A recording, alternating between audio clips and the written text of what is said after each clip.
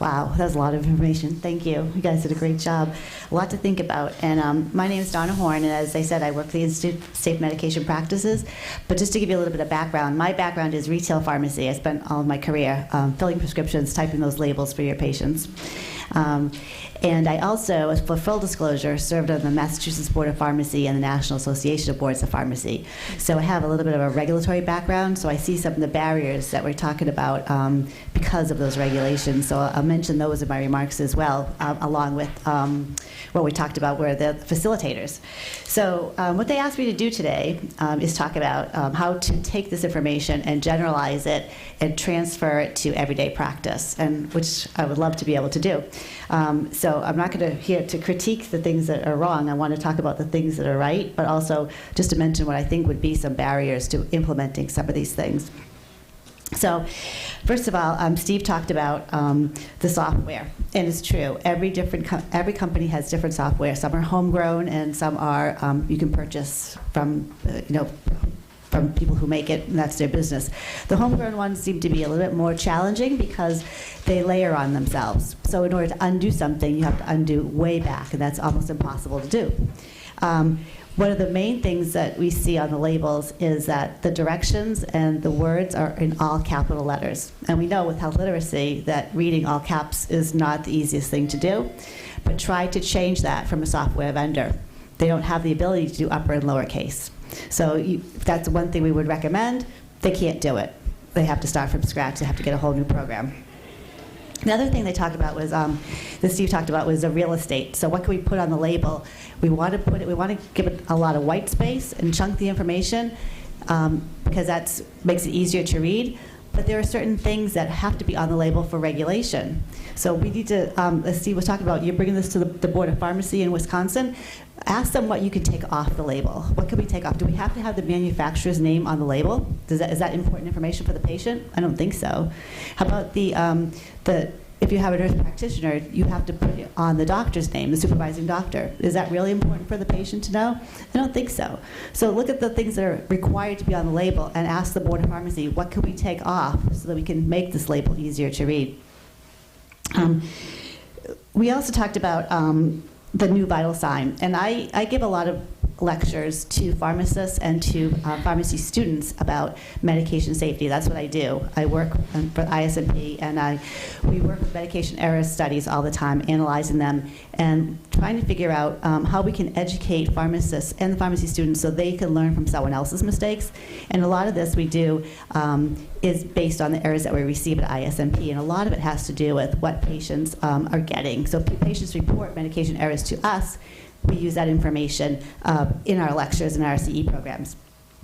We tried to use, one of the things I talked about was using the new vital sign to test a person's literacy level. And you know what, you can't do that in a pharmacy. There's no way that if you're at CVS or Walgreens or Walmart or Rite Aid or anywhere, that no one's gonna stop and ask you to do the new vital sign, even though it's a great test. And it was really eye-opening for the pharmacists that I showed it to. But what it really comes down to is that nobody really wants to have difficult information from the pharmacy anyways. So it's okay to dummy it down. I think that when people are discharged from the hospital, like Charles said, they're not thinking about what is being told them at that time. They're thinking about how they're going to get home, like he said. So the easier you can write the information, the easier it can be. I don't think people mind. They're not insulted when you dummy down the information. Keep it simple. And the other thing I do is I teach at Mass College of Pharmacy, and I teach what's called Advanced Practice Management Lab. So we actually have pharmacy students that have to come into the school. It's a class they have to take, and they have to learn how to type a label. Imagine that. They have to learn how to produce a prescription label before they can graduate. And because I tell them, there's no sense in counseling a patient or talking to a patient if you can't get the label to print. So it's not just about the mechanics of the label, but they have to look at drug interactions and drug allergies, and then we talk about what they're actually going to put on the label for the patient. And so what I tell them when they say take one tablet twice a day, I said, yeah, that's correct, you got that right. But most people don't understand the word twice. So even though it's proper English, tell them to take one tablet 2 times a day. Better yet, tell them to take it 1 tablet in the morning and 1 tablet at night, or tell them to take breakfast and dinner, or somehow tie it to something that they're going to do. And the biggest pushback I get from the students is, I can't change what the doctor wrote. So I think we have to go back to teaching. Well, let's even go forward, I guess, and talk about electronic prescribing. Why can't we actually have the prescriber write it the way we want it to be read on the prescription label? So we actually had one of the labs, we work with PAs. We had the PAs come in, and they had to write a prescription. And I told them whatever they write on their prescription is what the pharmacist has to type. And that really changed their mind about how they started writing prescriptions. The other thing that I think it was Charles said too is that the offer to counsel, that's mandated in every state for new prescriptions. So you have to have the offer to counsel in every state on new prescriptions. But we heard this morning, when do patients have questions? After they start taking the medication. So that's really when we should start giving out that patient information. Because that CMI guide that we give out, what do the people do with it when they take it home? They throw it away. It doesn't look fun to read. They don't think they need it, so they throw it away. And lots of companies have decided that they don't have to give out that information on refills. It's not mandated, so they give it out the first time only. And then when the patient actually has a question, the information is not there.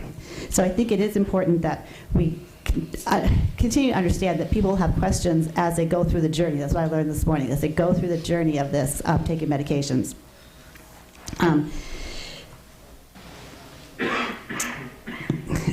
We also at ISMP talk about key messaging and what should be, what the patient needs to know.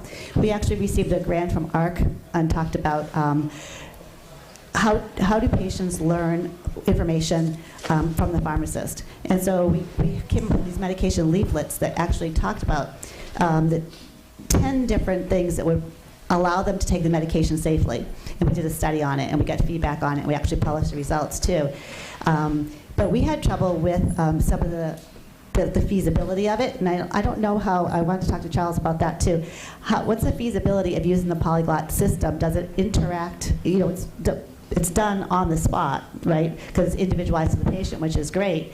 But how does that fit into workflow in a pharmacy? And does the printer have to be able to print in different languages, or is it a picture that's given that helps patients? And then the other thing was having the barcode. How many patients actually can use the barcode? I think all those things are great, and I want to see everybody be able to use them. But I just worry about the people who can't, and I know you can speak to that, I'm sure. And then I wanted to talk about metric only. That's something that ISMP has been sort of been on our bandwagon about, metric only. So we don't want to have any teaspoons. We have so many errors that come to us where the doctor wrote, take 1 teaspoonful twice a day, and it was translated as they made mistakes between mLs and teaspoons, is what I'm trying to say. I can't remember exactly. But then the one with days 1 through 4, what days of the week you have to take it, there was one error that came in. The prescription was listed, the label said, take 1 tablet at 10 a.m., great start, you know when you're going to take it, on days 1 to 4 of the week. And the pharmacist wrote it, take 1 tablet at 10 a.m., days 1 through 4 of the week. And guess what medicine it was? Methotrexate.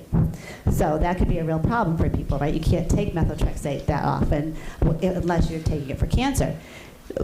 But my point was, it never would have happened if the label had said, take 1 tablet at 10 a.m. on Monday and Thursday. So the more we can get that information onto the prescription, and then we can actually type it onto the label, I think things will be better for the patients.